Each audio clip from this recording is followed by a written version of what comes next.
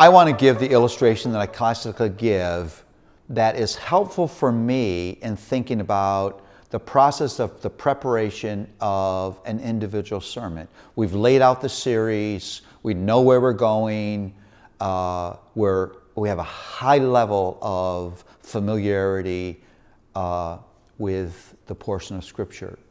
I think of preaching like preparing an awesome banquet meal, celebration meal, like a Christmas meal or a Thanksgiving meal. If you're going to prepare a wonderful, good tasting, beautiful looking, nutritious meal, it starts with collecting fine ingredients. If you don't have good ingredients, you won't have a good meal. And so the exegetical, theological content part of preaching is pulling out of that passage all of those wonderful gospel ingredients. When you're going to do a Thanksgiving meal, it's probably the one time where you don't just go to one grocery store, you go to several grocery stores because you're trying to go to the store that has the best, finest ingredients. So now I've collected those wonderful ingredients. They're there, they're in the passage. My job is to find them and find the particular way that they're held together by the logic of this particular passage. But I'm not ready to preach then. What I have is ingredients. Those ingredients then need to be formed into a meal. And that's the more artful, communicative part of preaching. On Thanksgiving afternoon, I don't put flour, butter, and cornmeal on the table, because a bite of flour and a bite of butter and a bite of cornmeal is not attractive, nutritious, or digestible. But cornbread is awesome. And so I want to see those ingredients, now that I've collected, formed in this beautiful meal that I put before hungry people, and they can take it in, it nourishes them, and it comes out as their strength.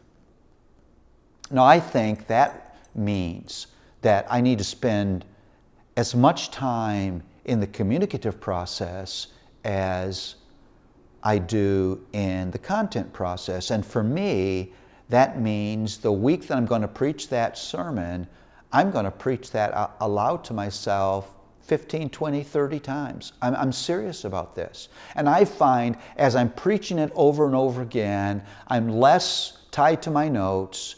Illustrations come to mind, turns of a phrase come to mind. This thing is becoming artful, it's becoming beautiful, it's becoming consumable, it's becoming a gospel meal. I think there are thousands of pastors every Sunday who are carrying a bag of contents, a bag of ingredients into the pulpit.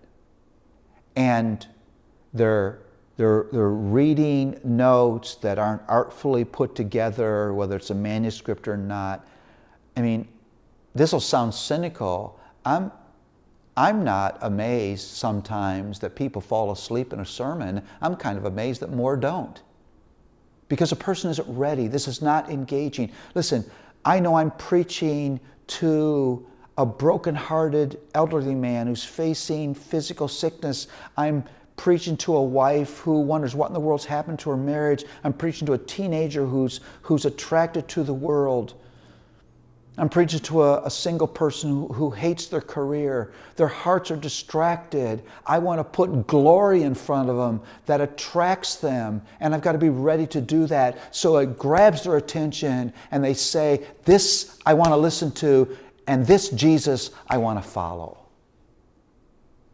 Preaching a spiritual warfare.